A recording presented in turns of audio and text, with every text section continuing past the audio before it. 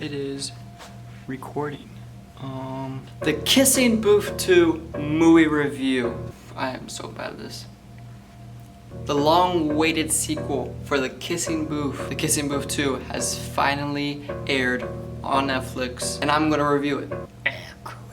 The film surrounds the long-distance relationship between Elle and Noah. I need to do better at this. I just need to like read off it. I actually need to make a script and then read off it, which would probably be better. But that's fine.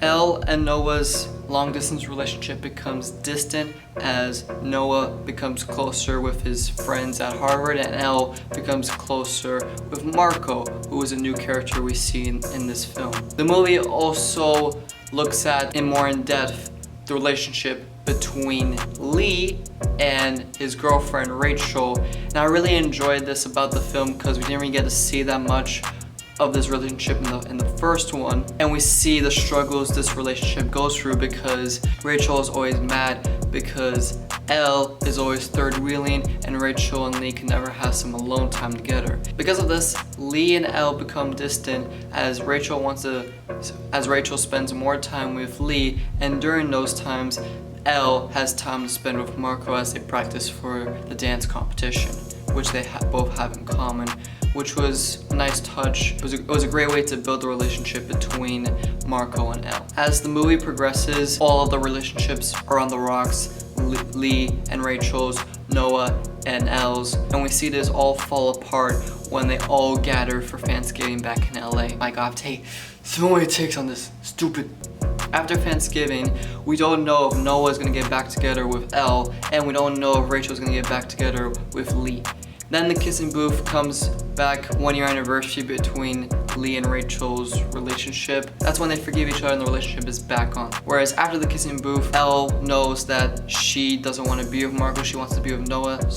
And that's how Elle and Noah get back together. The movie ends at Elle and Lee's graduation, and we see that Lee got accepted to UC Berkeley, where Elle, she also got accepted to UC Berkeley and Harvard, whereas she lied to all her friends and Noah that she got waitlisted. And this is how the movie's gonna prepare for the sequel, The Kissing Booth 3, which was announced earlier this week. It's coming out in 2021, which was actually filmed in secret when they were after they finished filming The Kissing Booth 2.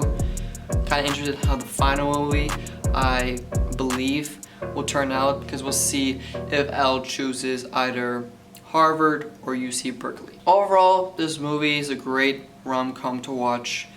I still believe the first one was a better movie. I think most of the time the second movie out of a 3-movie trilogy is always the worst one out of the 3. So taking all things considered, I think it's a pretty good second movie out of a 3-movie trilogy, because second movies can always be pretty bad. So I have high hopes for the last movie of this franchise. One thing I did dislike about this movie is how it's extremely longer than the first one. I believe it's like 30 minutes longer than the first movie. You can definitely tell where the movie can drag on, especially in that middle part where it can get a tiny bit boring, lose the viewer's interest. So that's my movie review for The Kissing Booth 2. If I have to give this a grade, I'm probably going to give this a 6.4 out of 10. I'm going back to my numbers because there's more options and letters probably is confusing. So yeah, so 6.4 out of 10, that's my rating of The Kissing Booth 2. Make sure to like and subscribe for more movie reviews.